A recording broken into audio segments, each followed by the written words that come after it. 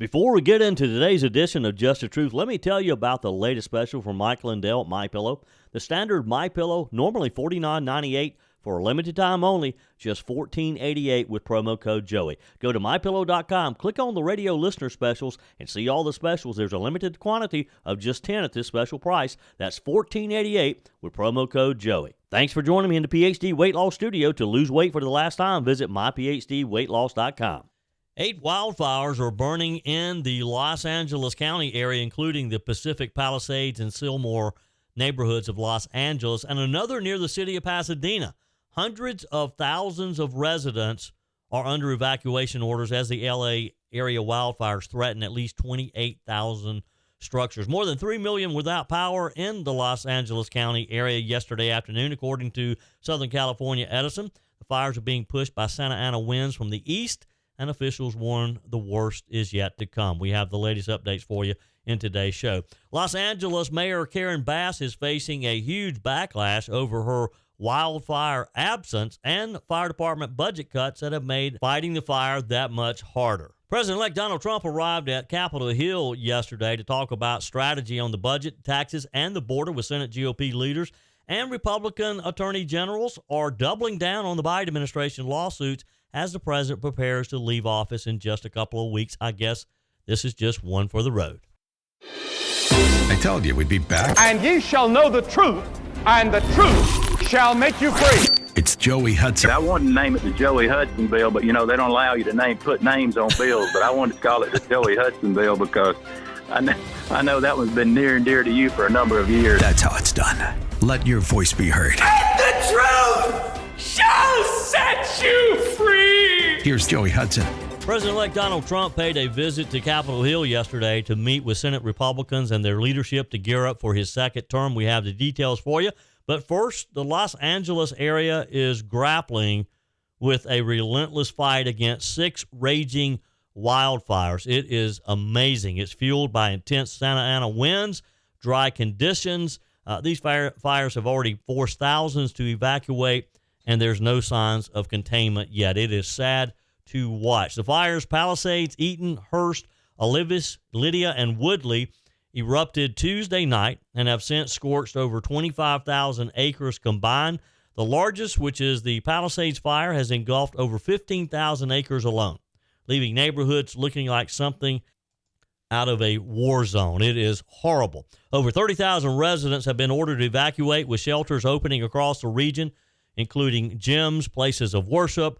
The Pasadena Convention Center, Captain Kelleher of the Los Angeles Fire Department, Sheila Kelleher, described the conditions as dramatic and devastating, with winds gusting up to 100 miles per hour. The winds are not just fanning the flames, they're also grounding critical firefighting aircraft, leaving crews to rely on inadequate residential water systems, which is another story in itself. But for those who've stayed behind, officials say the danger is real. The fire captain explained how residential water systems can't support the demands of a prolonged firefight, and without air support, the battle becomes even tougher. Crews from across California, even from out of state, we're told, are answering the call for help. Reinforcements are expected to arrive today and tomorrow and over the weekend. Kelleher stressed at the importance of mutual aid, saying that when the call goes out, other agencies step up. But the fight's far from over. The Eaton fire has already consumed over 10,000 acres and could grow if winds don't die down soon. It's like it's the perfect storm. They have dry conditions, these wind gusts of 100 miles per hour, just fanning the flames, and they're running out of water. It's the craziest thing I've ever seen. Exhausted crews are battling the flames. Some firefighters working 48 hours straight. Officials are asking residents to check with California Fire Resources online and evacuation updates and shelter information.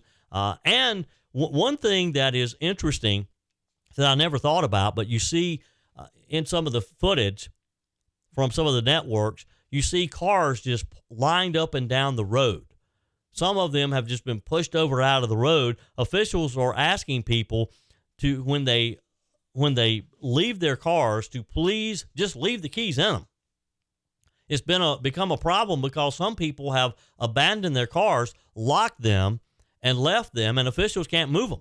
So they're literally having to take tractors and just push them out of the way. You know, there's a long list of reasons why these fires should not have taken place.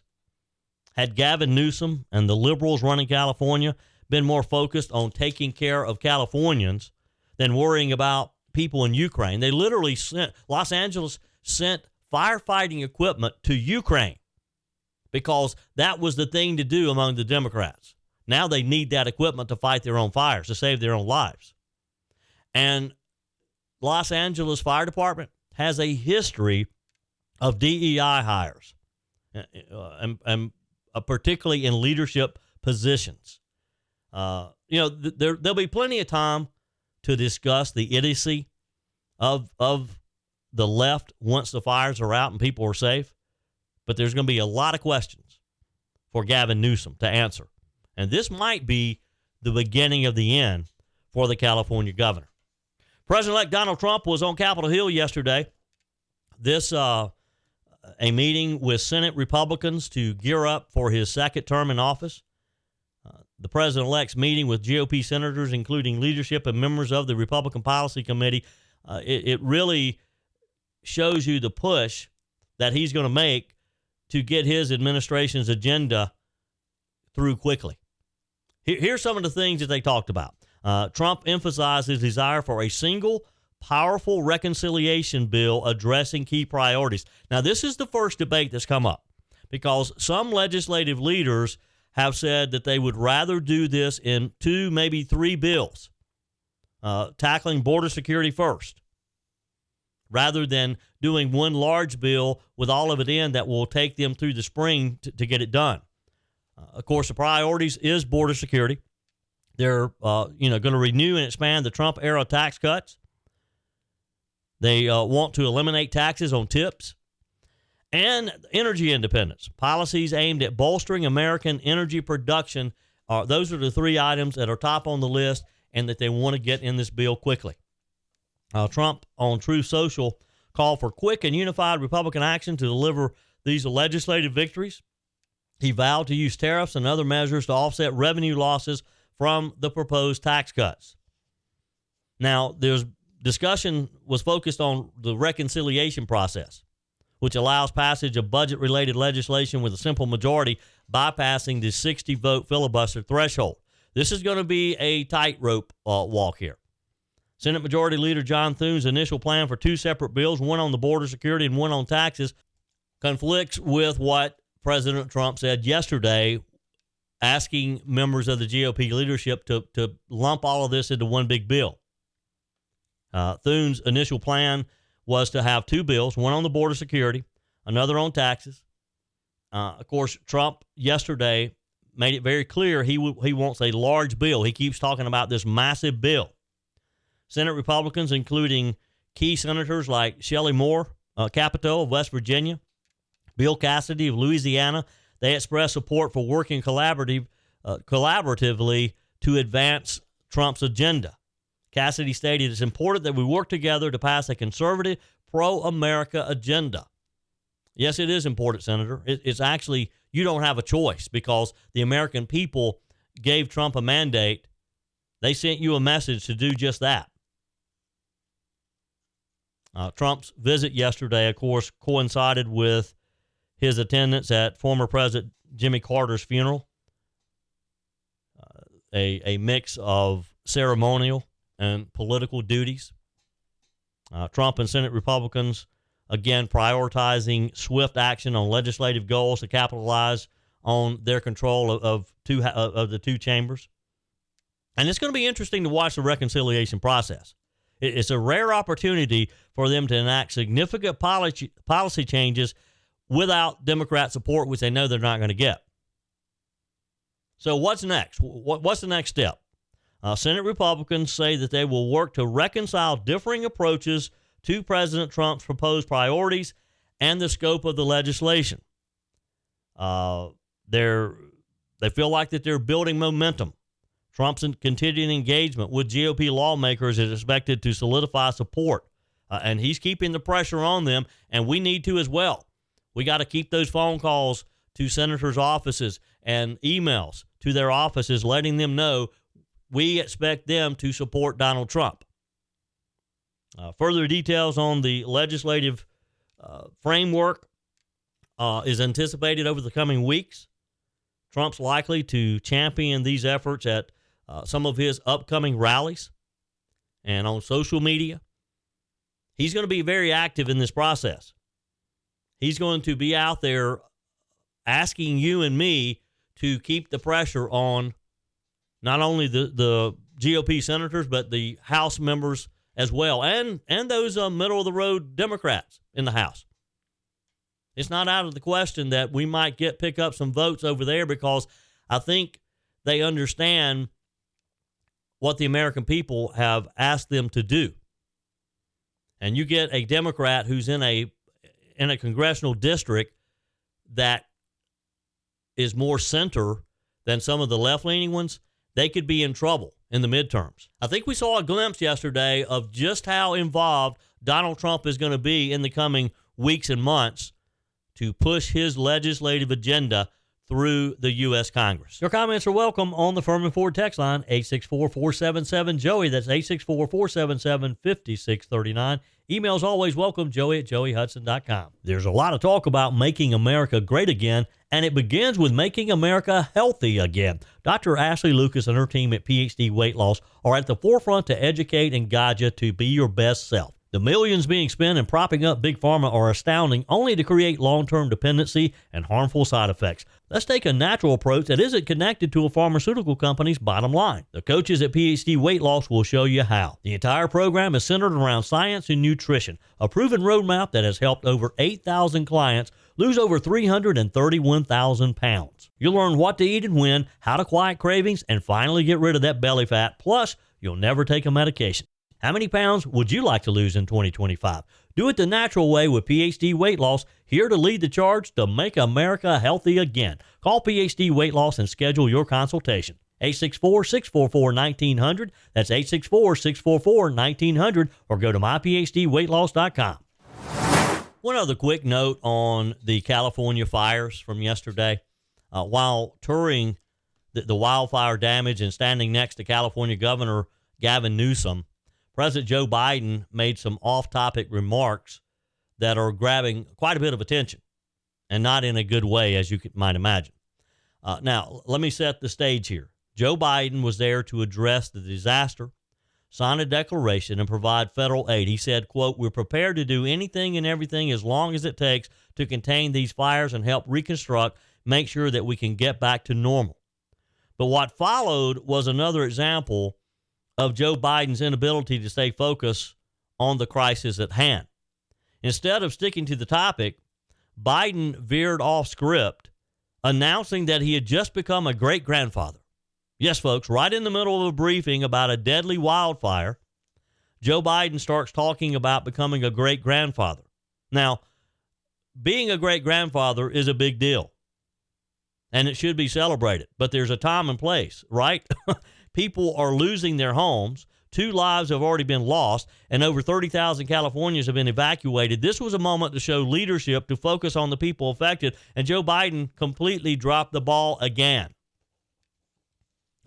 I keep asking the question, why do they let him go out to these things? Why doesn't Dr. Jill just keep him in the White House? There was no reason for him to be there, other than he wanted to ride on Air Force One yesterday. Now, Governor Gavin Newsom, as President-elect Trump calls him, the smelt protector, Trump took to Truth Social yesterday, called out Newsom for prioritizing environmental policies over the needs of Californians. He reminded everyone of Newsom's resistance to redirect water to the Central Valley, a decision tied to protecting the endangered smelt fish. The smelt fish is like a minnow. It serves no purpose. You don't eat it. Trump put it bluntly, saying he wanted to protect an essentially worthless fish called a smelt, but didn't care about the people of California. Now the ultimate price is being paid. And here's the kicker. Fire hydrants across Los Angeles County literally are running out of water. There's not enough water in a state that's been embroiled in water mismanagement controversies for decades. They're running out of water. It's hard enough that firefighters are having to work 48-hour shifts and they don't have the water to fight these fires. This is what happens when you prioritize woke environmentalism over practical solutions. You get a municipal water system that can't even support fire hydrants during a wildfire. Kristen Crowley is the Los Angeles fire chief who described the conditions as unprecedented. She said, quote, "We knew there was a significant threat from the Pacific Palisades fire because of the high winds." She's a 25-year veteran, by the way. She admitted she's never seen wind conditions like these. Meanwhile, the fires have consumed 22 square miles, destroyed homes, claimed at least 2 lives. Yet Joe Biden and Gavin Newsom seem more concerned with patting themselves on the back than addressing the root causes of these disasters. I mean, if you watch the video of this yesterday, you have Gavin Newsom, Joe Biden, and a couple others. I don't know who the other officials are. They're standing in a room with a large TV monitor, and it's like they have a PowerPoint presentation that they're going through the president for, and they let the press come in to look. Served no purpose whatsoever. Meanwhile, you have devastating images. Smoke blanketing downtown Los Angeles. A Christmas tree engulfed in flames inside of a home in Pacific Palisades. A church burning in Pasadena. The Altadena Community Church is gone. Just another casualty of California's failure to prepare adequately for wildfire season. And you got Joe Biden proudly talking about Hunter Biden's grandchild. I mean, look, with all that Hunter Biden's been through, I don't think I would even bring him up when I don't have to. Wow. And look, let's just be honest here. This isn't just a natural disaster. It's a man-made policy failure in California. California's leaders have had decades to prepare and to be ready for these type fires. They focus on virtue signaling, pushing environmental agendas that do nothing to mitigate the real threats. And let's not forget the water crisis. The Los Angeles County Department of Public Works admitted the municipal system wasn't designed to handle wildfires. Wow. You weren't ready for it, huh? Imagine that, a state plagued by wildfires year after year. They didn't think to design its water infrastructure to handle them, to be able to fight them. Look, Joe Biden, Gavin Newsom can stand there and make all the promises they want, but actions speak louder than words. Californians don't need platitudes or off-topic announcements about great-grandchildren. They need leadership. They need help. They need solutions, and they need it right now. In the final days of President Joe Biden's administration, Utah Attorney General Sean Reyes and Texas Attorney General Ken Paxton, along with 13 other Republican-led states, including South Carolina, Alan Wilson, have filed a lawsuit challenging new federal energy-efficient housing standards. They argue that these rules set by the Department of Housing and Urban Development, one of these last-minute Joe Biden programs, and the U.S. Department of Agriculture, that they're burdensome, that they exceed federal authority, and undermine affordable housing options. They never think about these things. Just like the water heater ban that Joe Biden announced earlier in the week. He never thinks about the idea that low-income people are going to have trouble affording those water heaters when theirs goes out and they have to replace it with one of the Joe Biden expensive ones. This coalition that is suing the Biden administration, joined by the National Association of Home Builders, says that the standards impose higher upfront costs on homes, limiting choices for buyers during an already challenging economic period and already period of time when housing is just unaffordable. Reyes criticized the timing, saying, even as our nation prepares to transition to a new administration, the outgoing HUD and USDA offices are committed to inflicting unwanted and unneeded cost increases on Americans. It's like they want to inflict as much pain as they can before they leave. The lawsuit claims that the administration relies on private organizations like the International Code Council to set standards beyond what Congress has intended. The lawsuit also argues that the rules raise housing costs, contradicting the Biden administration's claims of long-term savings through energy efficiency. I mean, again, this is the latest in a series of legal challenges by Republican attorneys general. There's been a number of them during the Biden administration. Mr. Paxton, a vocal critic, noted that this marks his 103rd lawsuit against the administration, stating it's necessary to curb executive overreach. And I agree with that. We've got to stop presidents using executive authority to usurp the legislative process. And that includes Donald Trump as well. That includes a president, I don't care what party you're in. Presidents should not be making policy through executive orders. Now, Donald Trump, he's going to sign a bunch of executive orders in just a couple of weeks to undo what Joe Biden has done. But I do hope that the idea of limiting executive authority, I hope that's something that President Trump will address during his 4 years in office. Earlier in the week, Joe Biden signed an executive order banning new drilling across 625 million acres of U.S. coastal and offshore waters. This move, of course, has faced swift backlash from critics, including President-elect Donald Trump's team, which vowed to reverse the policies upon taking office. We just hope that he can. Texas Attorney General Ken Paxton commented, Biden's actions demonstrate a pattern of disregard for constitutional limits and economic realities, further highlighting the need for legal accountability. As Biden's term ends, Republican-led states continue to push back against what they view as federal overreach, setting the stage for what's going to be a contentious policy reversal under the incoming Trump administration. It's going to be a busy, busy first few weeks for sure. Wow. I don't know that I'll ever understand what Joe Biden and his administration, what they're trying to accomplish, doing these type things in these final weeks of his administration. It's just obvious the damage that they're doing. It's obvious they don't care about you and me. It's criminal. I mean, it is borderline criminal what Joe Biden is doing to this nation in his final weeks in office. January 20th can't get here quick enough, folks. And boy, is that going to be one more day. And I'm so happy I'm going to be there on the National Mall watching Donald J. Trump being sworn in to another term. It's going to be a big day for sure. Let's go to the text line and get you updated on some messages. Thank you. I love your texts. I love your emails. Joey@joeyhudson.com. Ray writes, good day, Joey. Just to keep it light, Jimmy Carter died at 100. He will be 101 by the time he is buried. It is a long process, for sure, yes. Tony says, Joey, all I have to say about Trump's comments concerning Panama and the Gulf of America is this. He is doing exactly what he was elected to do, make America great again. Texter, Joey, I don't know how any red-blooded American could see any good in Joe Biden. He and his handlers have all but destroyed our beautiful country and have lined their pockets at the security risk of our country.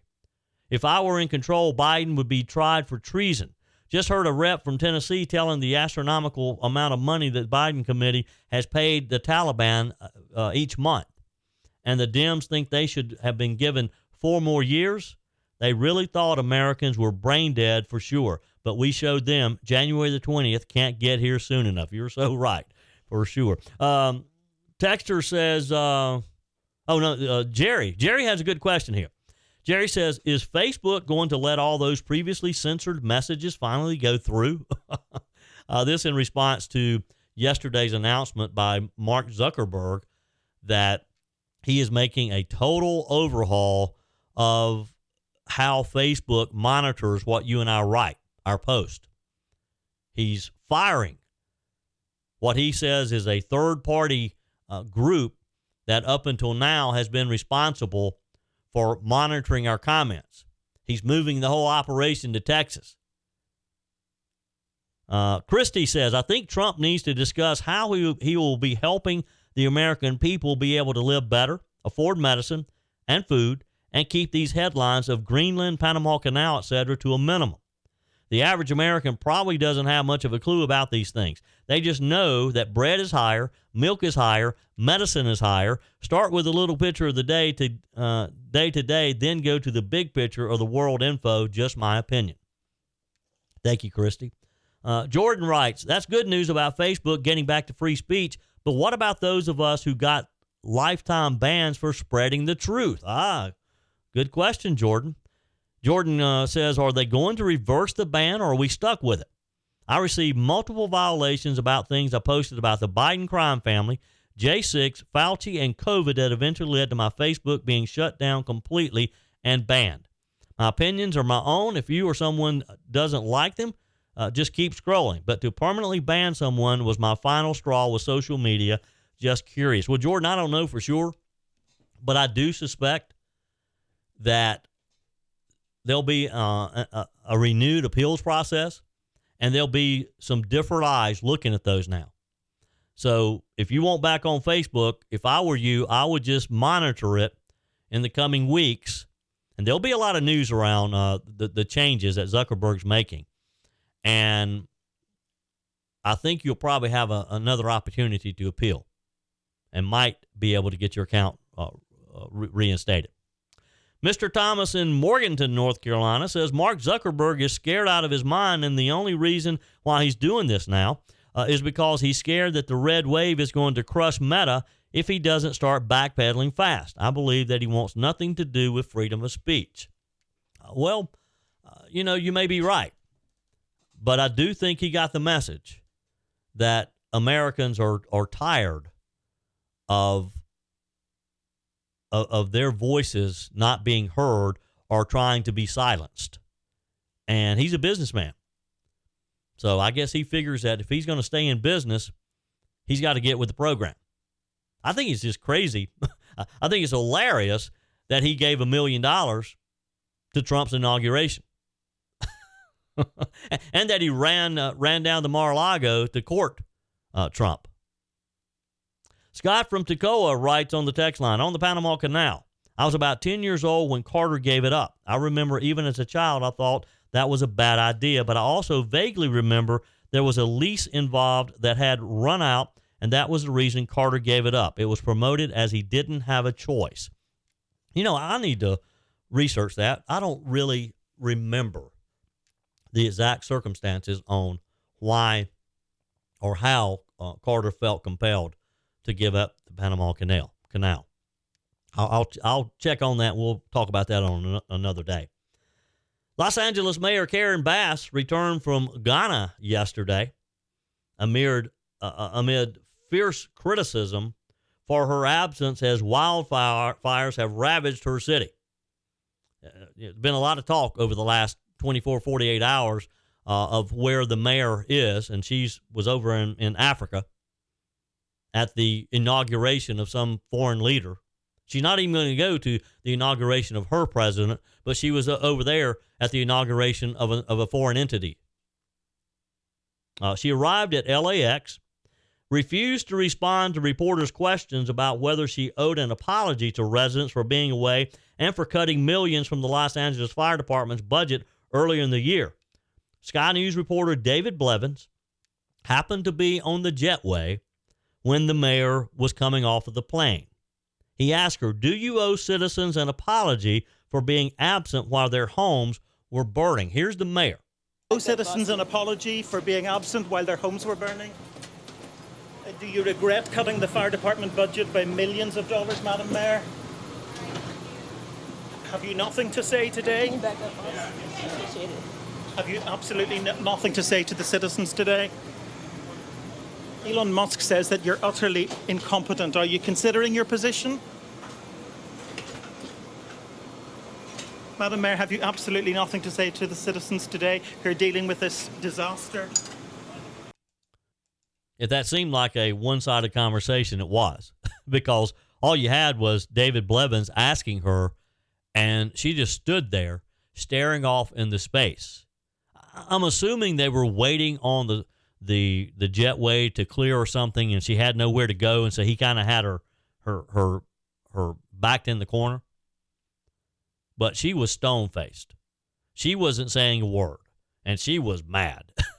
She was madder than a wet hen, as we say in the South. She didn't have anything she could say. She remained silent. She disembarked from the plane, ignored further questions about her trip and the unfolding crisis that she had come back to. Again, she was in Ghana as part of a Biden administration delegation for the presidential inauguration when the fire broke out. Critics have questioned her priorities, pointing out that her absence coincided with a critical time for the city. Adding to the scrutiny, Bass had previously cut $17.6 million from the Los Angeles Fire Department budget for the 2024-2025 fiscal year, falling short of the $20 million reduction she had originally proposed. So she's cut millions and millions from the fire department's budget. It's no wonder that they're not equipped to fight the fire. Her critics argue that these cuts have strained resources, leaving firefighters under-equipped, underfunded during one of the most catastrophic fires in Los Angeles history. And she's off in a foreign country for Joe Biden. The mayor's trip to Africa and her budget cuts have people in Los Angeles furious. Ashley Hayek, president of the America First Works, called her actions insane, accusing the mayor of prioritizing international engagements over her constituents' safety. Social media, as you can imagine, erupted with criticism, with many blaming Mayor Bass for inadequate preparedness and resources to combat the wildfires. Look, she's just like Gavin Newsom. She's been off fighting these woke battles, promoting DEI within the city agencies, including the fire department. There was a story on Jesse Waters last night. I forget the guy's name, but a white guy who talked about he had applied for a firefighter's position, and he was told, because he was a white man, not to even bother, to come back in about 7 years, that only blacks, Hispanics, Asians, and females were being hired. Wow. Your comments are welcome on the Firmin Ford text line, 864-477-JOEY. That's 864-477-5639. Emails always welcome, joey@joeyhudson.com. Speaking of the Firmin Ford text line, it's never been more important to support locally run businesses owned by people who actually live here in the upstate. Let me take a minute to talk with you about our friends at Firmin Ford. If you're looking for a new vehicle, maybe a great pre-owned vehicle, one you can trust, or maybe you're looking to order that special vehicle. Either way, if you want a new one, a brand new one, or a pre-owned that you can trust, the folks at Firmin Ford, they're there to help you. Their name is on the sign because their name is on the line, because every single transaction is important to them. Jim Firmin, Matthew Firmin. They do business the right way. When you stop by, when you give them a call, or maybe when you just send them a quick email, you're always going to have access to a member of the Firmin Ford family. And by the way, they also offer great service, and you're not going to have to wait weeks and weeks to get it done. And you do not have had to purchase your vehicle at Firmin Ford. Doesn't even have to be a Ford. They service all makes and models. Visit my friends at Firmin Ford online at firminford.com, firminford.com. Last night was the first meeting of the Greenville County Council since last year's election. There was a bit of a shakeup. And I think this story is probably a little more than just local politics. It's a case study in what happens when everyday citizens push back against government that they believe is not listening to them. So let me set the stage here. Greenville County Council, the governing body of South Carolina's largest county, just experienced what the Post-Courier called a seismic shift in power. Thanks to an influx of new members, the council's priorities are being completely redefined, and that includes taking aim at a controversial property tax increase that was passed by the council last year. Here's the deal. In 2023, the council narrowly approved a property tax increase, the first in 30 years. For a $200,000 home, it's about $58 more a year. Now, supporters argued this was necessary to keep services like law enforcement and EMS running in a growing county. It was a big news item at the time. A lot of debate went into this. We talked about it quite a bit on this radio show. But let's be honest, people weren't buying into it. Voters weren't buying into it. They felt like that there was other ways that these services could have been provided rather than going back to the well. Critics slammed it as a government overreach, a sign of fiscal mismanagement, questions on how money was being spent at the county level. And guess what? Voters pretty much agreed with those critics. In the June primaries last year, 3 Republicans who backed the tax hike were defeated by challengers attacking the increase from the right. These newcomers, Gary Collins, Kelly Long, and Kurt McGahey, are bringing a mandate for change to Greenville County Council. The first big sign of this political shift came last night. During the council's first meeting of the year, Benton Blunt, a vocal critic of the tax increase, was unanimously elected as the new chairman of the Greenville County Council. Chairman Blunt, a former contestant on the popular America's Got Talent, told Fox Carolina that his switch from entertaining people with his music to serving in local government is all about the people. It's not really about politics for me, it's about people. Once I found out that local government really does guide the future of where you live, and I have 3 young kids, it kind of made me want to get involved with public service.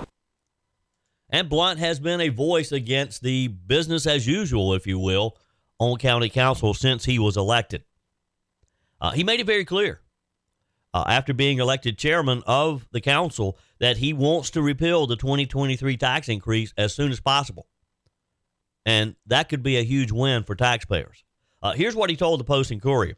We're going to look at every department's budget to cut spending, but emergency services and the sheriff's department will not be touched. Now, that's what we want, right? At least have the willingness to take a look. We have to start thinking in terms of spending cuts at all levels of government. This isn't just the federal government. It has to filter down to state government, to local government. That's what the people on November the 5th said loud and clear.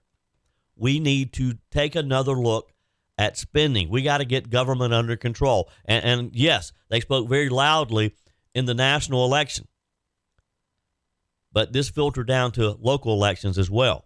And that's what Chairman Benton Blunt is saying. He's saying, let's roll back the tax hike, but we're not going to compromise public safety.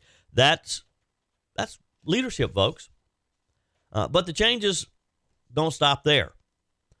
Post and Courier say that the council is also eyeing amendments to the Unified Development Ordinance, known as the UDO, a document that guides how Greenville County handles growth and development. Now, critics say that the UDO gives too much power to unelected planning staff and pushes density policies that don't align with what the community wants. You got a lot of growth going on in Greenville County right now. New developments popping up everywhere.